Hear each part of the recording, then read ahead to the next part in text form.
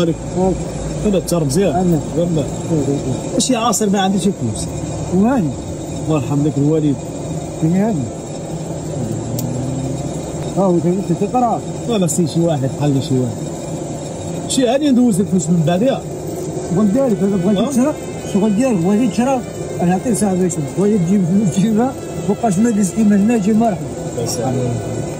حنا خلصنا في كاس كيسان خلصنا فيهم وفينا هو الله يجازيك بخير شحال ديال كيسان بان بلاد اش نقول لك وهذا مساك هذا راه فوقها هو ساعة كتجيب بنادم الطرق تعرف ضروب الحياة كتبرك برا عندك برا ما عندك شي كل خاطر هذا الدرهم ما تبقاش جاوبنا الوقت اي والله احنا ماشي تابعين بالنسبة لك مرحبا بك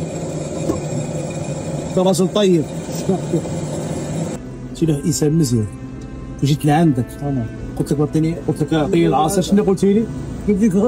مرحبا شنو سماك الله؟ محمد محمد انا كنت كنصور وانا كلام التجارب الاجتماعيه انا الحمد لله عندي باش نخلص العصير بغيت نجربك وقلت اليوم غنعمل واحد التجريب انا اي معلم عاونني غنعاون لا انا هذا هو طبيعي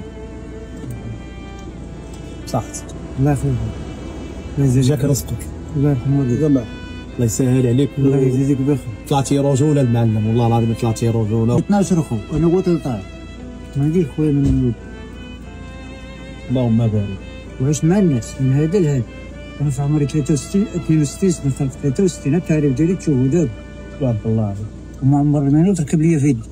ما عمر شهود مرة ديك ديالي كنخدم بكتافي ولي جاب الله تبارك الله ما عمر ربي حاشمني الله يعطيك الصحه. المهم الاخوان ديالنا هاد السيد هذا طلع رجوله في المحل ديالو باش تعرفوا كيكون دائما الغار داك كامبو دو بوسافو هنايا جماعه السنه هو اجيو من عنده تسخروا من عنده والله العظيم لا يسهل اخوتي حق الله لا يسهل وتبارك الله عليك المعلم.